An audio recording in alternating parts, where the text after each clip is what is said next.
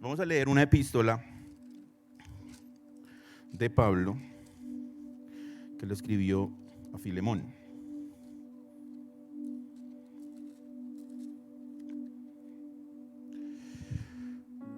¿Cuántos han leído ya Filemón alguna vez?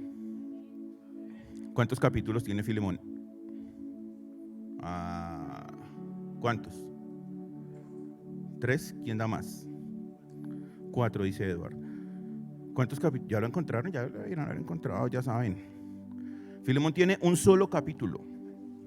Es una carta muy corta. Yo creo que es de las más cortas de Pablo. No es el más corto de la Biblia, pero Filemón está dentro de los más cortos. Entonces Pablo le escribe a Filemón esta carta hablando acerca de alguien que le da el título a este sermón, predicación, enseñanza, disertación, no sé, de la palabra. Se llama Onésimo. Vamos a leer Filemón. Dice, ¿ya todos están ahí? ¿Sí? Bueno, leemos en el nombre del Padre, del Hijo y del Espíritu Santo. Amén. Pablo, prisionero de Jesucristo, y el hermano Timoteo, al amado Filemón, colaborador nuestro, y a la amada hermana Apia y a Arquipo, nuestro compañero de milicia, y a la iglesia que está en tu casa. Gracia y paz a vosotros de Dios nuestro Padre y del Señor Jesucristo. Doy gracias a mi Dios haciendo siempre memoria de ti en mis oraciones, porque oigo del amor y de la fe que tienes hacia el Señor Jesús y para con todos los santos, para que la participación de tu fe sea eficaz en el conocimiento de todo el bien que está en vosotros por Cristo Jesús. Pues tenemos gran gozo y consolación en tu amor, porque por ti, oh hermano, han sido confortados los corazones de los santos. Ok, saludo a Filemón. Y acá viene lo que queremos aprender hoy.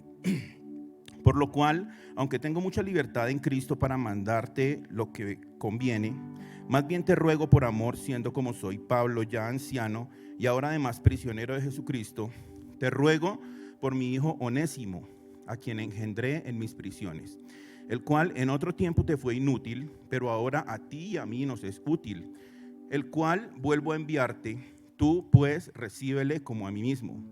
Yo quisiera retenerle conmigo para que en lugar tuyo me sirviese en mis prisiones por el Evangelio, pero nada quise hacer sin tu consentimiento, para que tu favor no fuese como de necesidad, sino voluntario. Porque quizás para esto se apartó de ti por algún tiempo, para que le recibieseis para siempre, no ya como esclavo, sino más que esclavo como hermano amado, mayormente para mí, pero cuanto más para ti, tanto en la carne como en el Señor. Así que si me tienes por compañero, recíbele como a mí mismo. Y si en algo te dañó o te debe, ponlo a mi cuenta.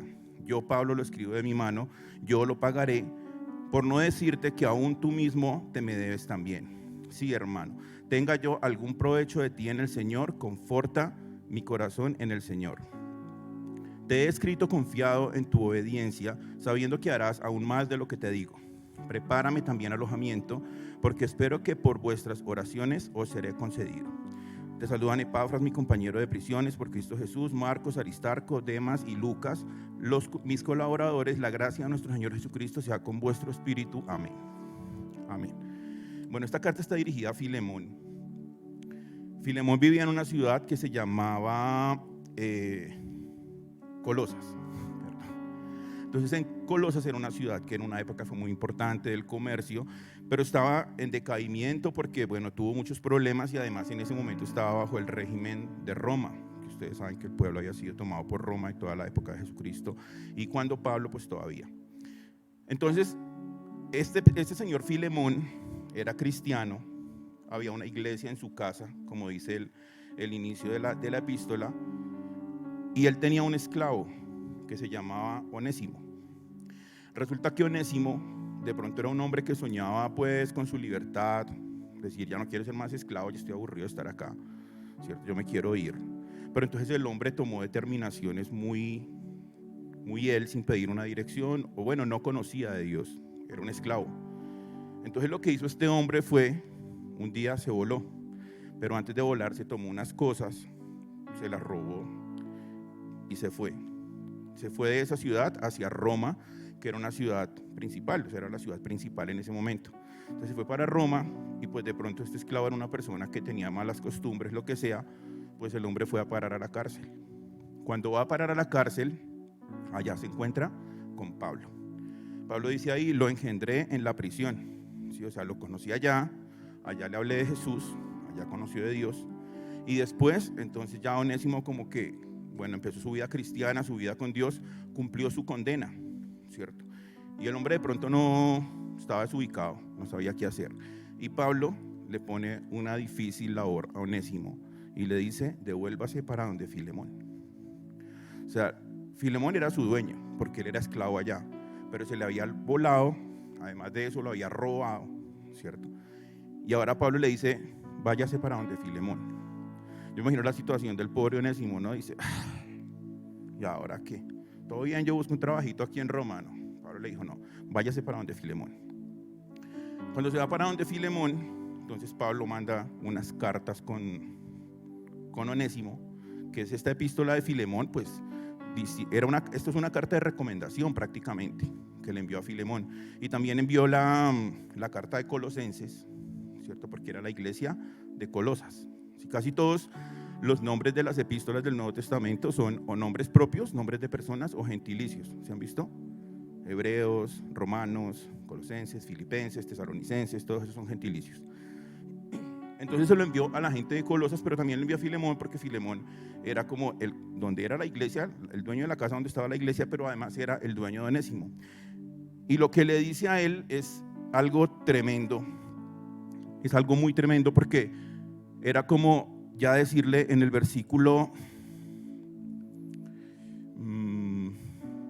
15, dice, porque quizás por esto se apartó de ti por algún tiempo, para que le recibieseis para siempre, no ya como esclavo, sino más que esclavo, como hermano amado, mayormente para mí, pero cuanto más para mí, tanto en la carne como el Señor. Bueno, entonces dice que ya no lo reciba como un esclavo, sino lo reciba como un hermano. Así que ya él ahora ya es una persona libre. Entonces que ya no lo reciba como un esclavo, sino lo reciba como un hermano, y lo tenga en cuenta, porque antes era inútil y ahora era útil. Y la palabra onésimo viene de una palabra en griego que traducida dice onesis, traducida, que significa útil, beneficio, fortuna, ventaja, y está hablando de ser específicamente útil. Y aquí vamos a la parte del servicio. Una vez yo hablaba con una persona que se había congregado mucho tiempo, y él decía, es que Dios no necesita ya esclavos, ¿sí? Uno porque tiene que ir a una iglesia y es que a servir. Y yo me quedé pensando en eso que me dijo él. Yo decía, bueno, ¿por qué lo dice? Y leyendo esto, hay una gran explicación de la diferencia. Es que hoy yo estaba buscando definiciones en Google, ¿no? Uno busca y escribí servicio. Entonces cuando escribí servicio me llevó a una definición de contabilidad, ¿sí? Hablando de un servicio como la prestación de un servicio en una empresa, ¿no? Y entonces hablaba de bienes y servicios, y yo entendí algo muy grande en este pasaje. Un bien es algo, bueno, puede ser tangible o intangible, pero es algo que me cuesta, que lo compro, que lo tengo, que lo administro. Pero un servicio es intangible. Y algo interesante que decía ahí es que un servicio no se puede acumular. Un servicio, además de eso, es heterogéneo, o sea, hay diferentes clases de servicios, no solo uno. A veces venimos a la iglesia y decimos, pero ¿yo en qué sirvo en la iglesia? Yo no sé hacer nada. Si uno ve allá a Alexis tocando y uno dice, pero es que va a llegar a tocar como el hombre. y así es bonito. Entonces uno dice, no, ¿yo en qué me ubico? Pero cuando decimos que los servicios son heterogéneos, es como que, ¿qué tengo yo? ¿Y qué puedo dar? ¿Qué le puedo aportar a la iglesia? ¿En qué puedo servir a la iglesia? O sea, acá hay mucho trabajo. Los que están acá involucrados en el trabajo de la iglesia, los que están en el staff, saben que acá siempre hay cosas para hacer. Siempre. Si uno llega aquí un viernes a las 3 de la tarde, de fijo lo ponen a hacer algo, ¿sí? Pues nos tomamos un tinto, hablamos, pero hay algo para hacer siempre. Entonces, son heterogéneos y los servicios son intangibles. Los servicios o sea, el servicio recibe una retribución, pero como estamos sirviendo para Dios, pues Él es quien nos retribuye a nosotros ese servicio, ¿no? Pero la diferencia entre servicio y bien, si yo miro a Onésimo antes era un esclavo. Si ustedes miran el contexto del esclavo, el esclavo se compraba y se vendía, o sea que era un bien, ¿cierto? Y llegaba el esclavo a la casa y tenía que cumplir determinadas funciones, ¿cierto? Y hacía lo que le decían, eso era el esclavo. Y después cuando regresa, que Pablo lo envía donde Filemón, entonces yo veo que hay un cambio de actitud, porque de pronto Onésimo volvió a desempeñar las mismas funciones. Pero Pablo está diciendo, antes era inútil y ahora es útil. Y la gran diferencia es la actitud frente al trabajo. ¿Cómo hago yo las cosas? Hay una cita en Lucas 17, 7 al 10.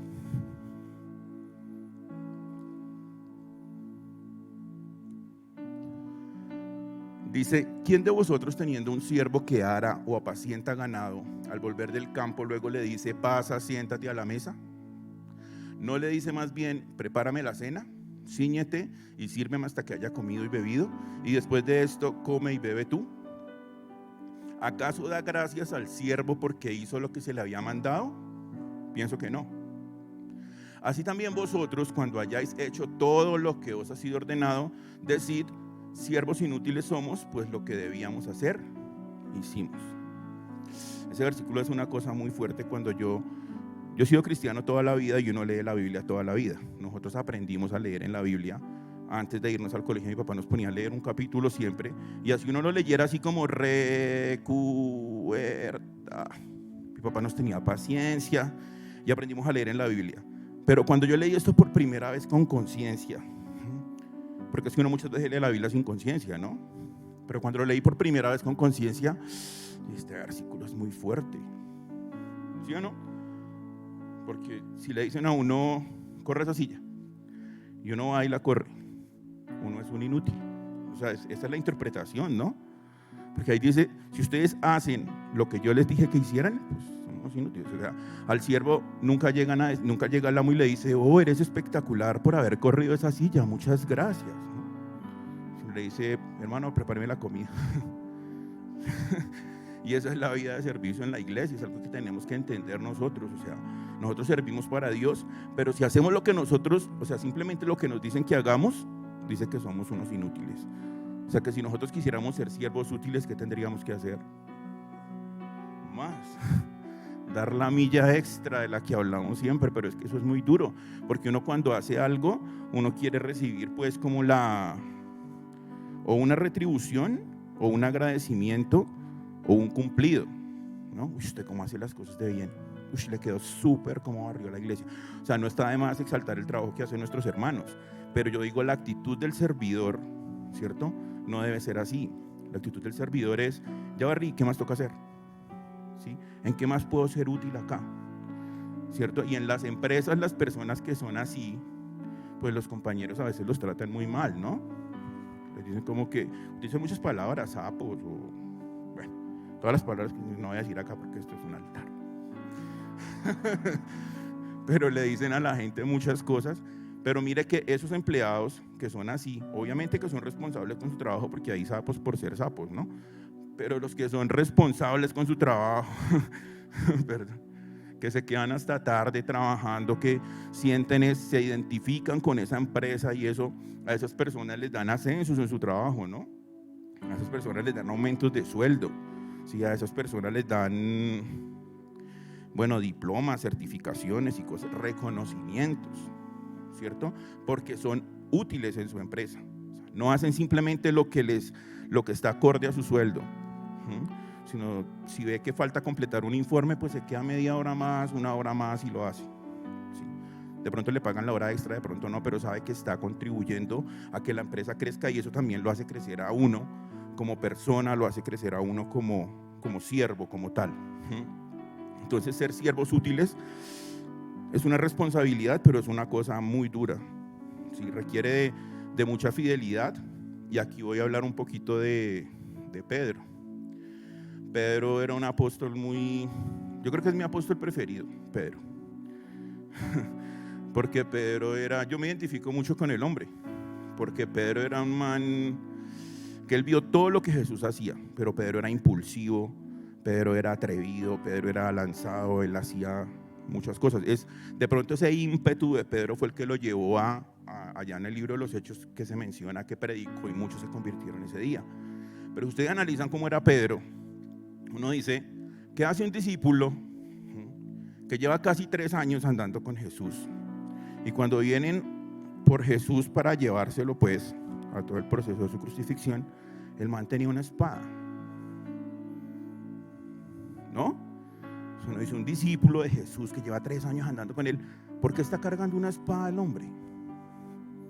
¿Y por qué cuando vienen a coger a Jesús él sale y tan como que saca el machete? ¿Y qué hubo? ¿Cómo fue? Y ¡prum! Le baja la oreja a Malco. O sea, Pedro estaba andando con Jesús hace mucho tiempo. Pedro era un hombre de humilde condición, era pescador, ¿sí? Había llegado, de pronto era mal hablado. Pero si ustedes miran, después del tiempo, pues Pedro seguía siendo ñero. O sea, en serio. Y ahí se entiende el proceso, ¿no? El proceso de nuestra vida cristiana. O sea, vamos en un crecimiento y cada día tenemos que irnos despojando de cosas. Pero Pedro 3 años después seguía cargando una espada. Pero si ustedes miran, cuando iban en el barco, cierto que Jesús se quedó y después llegó hasta el barco caminando sobre el agua. Todos los apóstoles empezaron, uy, un fantasma. Se asustaron. Claro, uno estar en un barco y ver que alguien viene caminando sobre el agua, ¿cierto? Uno no dice, ay, el Jesús ya vino, ¿cierto? Uno, uy, ¿qué es esa vaina? Uy, ¿qué pasó acá? Entonces Jesús les dijo, ey, tranquilos, soy yo. ¿Sí? Entonces Pedro, que era así como incrédulo, entonces le dijo, Señor, si de verdad eres tú, yo quiero ir caminando sobre el agua hasta donde tú estás. Y Jesús le dijo, pues hágale. Sí, pues hágale. Y Pedro, ¿qué hizo? Se bajó y caminó sobre el agua. Eso es una enseñanza poderosísima, poderosísima. O sea, ser el único, porque nadie más lo hizo, todos estaban asustados pensando que era un fantasma. Pero Pedro quería comprobar que era Jesús. Y se lanzó y se fue al agua y caminó. Luego el hombre se asustó y se hundió y Jesús le dio la mano y lo llevó al barco y bueno. Pero entonces Pedro era un ejemplo de fidelidad muy tremendo. Vamos a leer San Juan 6, del 60 al 69.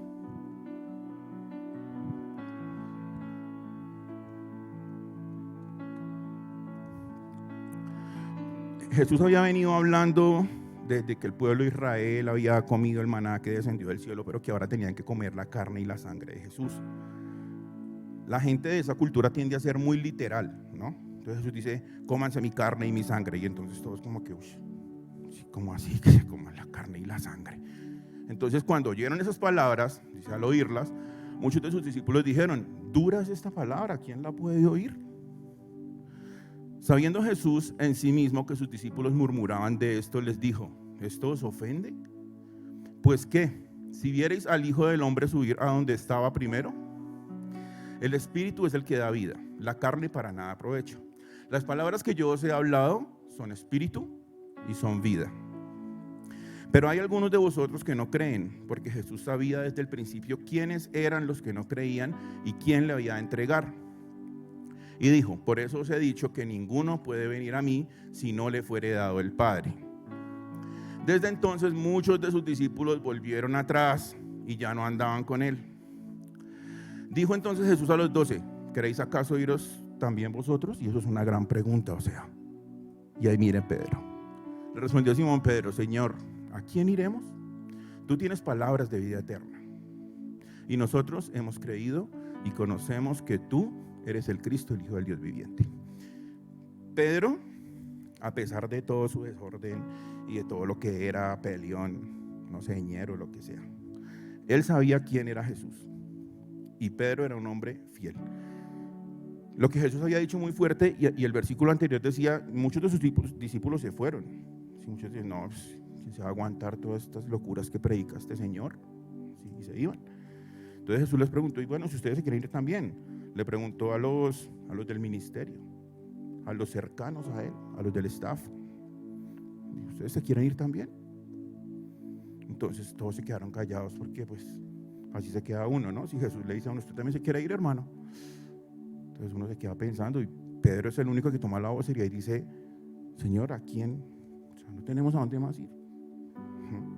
Y tenemos que llegar a ese punto de Pedro, de que no tengamos a dónde más ir. Y muchas veces Dios nos lleva a nosotros a esa situación de no tener más a dónde ir para que por fin lleguemos a Cristo y estemos ahí.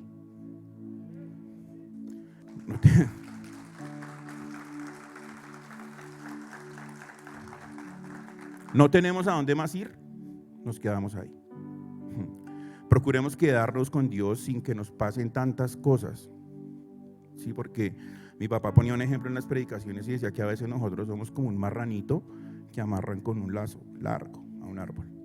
Y el marrano se va, da vueltas, pastea allí, come allí, se revuelca allá, sigue dando vueltas hasta que se enreda y queda amarrado contra el árbol sin poder respirar, y entonces chilla para que lo suelte. Y muchas veces nosotros somos así también. Dios nos amarra con un lazo largo, ¿sí? Porque Él no quiere esclavos, Él quiere siervos que tengan una actitud correcta frente al trabajo de su obra, ¿sí? Pero nosotros muchas veces decimos, como tengo esta libertad, entonces voy, hago allí, voy, hago allá, hago esto de pronto es un pecadín, pero pues todo bien, ¿sí? Después el que peca y reza empata. Yo vuelvo a la iglesia y todo bien. Y damos vueltas y vueltas y vueltas hasta que cuando sentimos así como que ya no tenemos nada más que hacer, entonces ahí sí llegamos a la situación de Pedro. Señor, ¿a quién iremos? O sea, ya no tengo dónde más ir, suélteme. Sí, o sea, ya, todo bien. Entonces yo creo que lo más importante de esta predicación o palabra de hoy, o como enseñanza, es que tengamos una actitud correcta frente al servicio, para que nosotros no seamos un bien, sino seamos un servicio realmente, o sea, que nuestra vida sea un servicio. Si viéramos toda la vida de Onésimo, Onésimo fue un esclavo, ¿sí? Un inútil, luego fue un ladrón, fue un prófugo de la justicia, fue un recluso, o sea, mantiene una hoja de vida terrible, de pronto como las de muchos de nosotros. Unos hemos hecho unas cosas, otros hemos hecho otras, pero tenemos nuestras cositas. Pero después, cuando llega al punto de su conversión, obtiene el perdón de Dios, regresa donde Filemón, ¿cierto? Y entonces él obtiene primero el perdón de Dios, el perdón de su amo, se convierte en un mensajero, que es lo primero que tenemos que ser nosotros cuando llegamos a Dios, porque fue lo último que le encargó Jesús a sus discípulos, pero lo primero que tenemos que hacer nosotros, ¿qué es? Mateo 28, 19 y 20. Si quieren, pongámoslo, porfa. Yo creo que todos lo saben de memoria, ¿no? Dice: por tanto, id y haced discípulos a todas las naciones, bautizándolos en el nombre del Padre, del Hijo y del Espíritu Santo, enseñándoles que guarden todas las cosas que os he mandado, y he aquí yo estoy con vosotros todos los días hasta el fin del mundo. Entonces, fue la última enseñanza de Jesús, pero es lo primero que tenemos que hacer nosotros. Onésimo en ese momento se convirtió en un mensajero. Él llevó esta carta que lo presentaba a él mismo y la carta a la iglesia de los Colosenses. Después de eso, él toma una decisión de tener una actitud diferente frente al servicio y se convierte en una persona útil. Entonces su trabajo se vuelve útil. Y bueno, yo leyendo otras cosas, dice que Filemón, que Onésimo después se encargó del ministerio, ¿cierto? Y llegó a ser también grande dentro de la iglesia, grande dentro del servicio, hablándolo así, no grande pues de un título gigantesco. Y su vida se resumió en eso, en ser una persona útil. Entonces que nuestra vida sea útil a Dios y a las demás personas. Y como los servicios tienen una retribución, estamos trabajando para el más grande. La retribución viene de Él. Vamos a ponernos de pie, vamos a orar.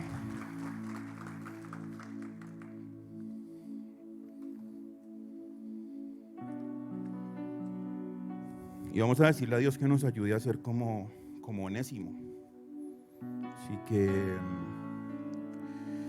su Espíritu Santo en nuestras vidas es el que nos lleva a tener esta actitud, porque humanamente es muy difícil. O sea, los discípulos dijeron: ¿quién puede escuchar esto? Es el Espíritu de Dios en nosotros, el Espíritu de Dios que siempre esté en nuestra vida y que nos lleve a tener esa actitud y que nos lleve a hacer las cosas como tenemos que hacerlas, con la actitud correcta. Señor, gracias te damos por esta noche. Gracias te damos, Señor, por tu palabra. Gracias te damos, Señor, porque tú nos hablas cada día. Gracias, Padre, porque tú nos tienes acá con un propósito. No queremos ser un esclavo que cumple unas funciones específicas o un esclavo que hace un trabajo específico y ya, sino queremos ser realmente siervos. Queremos tener una actitud correcta frente a lo que tú quieres que nosotros hagamos. Así sean funciones básicas, así sean funciones comunes, pero que las podamos hacer con tanto amor, con tanta pasión, con tanta dedicación, que tú te agrades de nosotros, Señor. Dios mío, toma nuestros corazones, toma nuestras vidas y enséñanos a tener realmente un corazón y una actitud de servicio. Dios amado, que nuestra vida sea eso para ti y que sea así también para nuestros hermanos, para nuestras familias, para nuestros vecinos, para esa persona que a veces es un poco difícil, pero que podamos tener esa misma actitud con esa persona, Dios. Yo te lo pido. Dios amado, que podamos llevar tu luz, que podamos llevar tu mensaje y que ese mensaje esté respaldado con nuestro servicio, con nuestra vida de servicio, con la actitud indicada. Yo te lo pido en el nombre de Cristo Jesús. Amén y amén.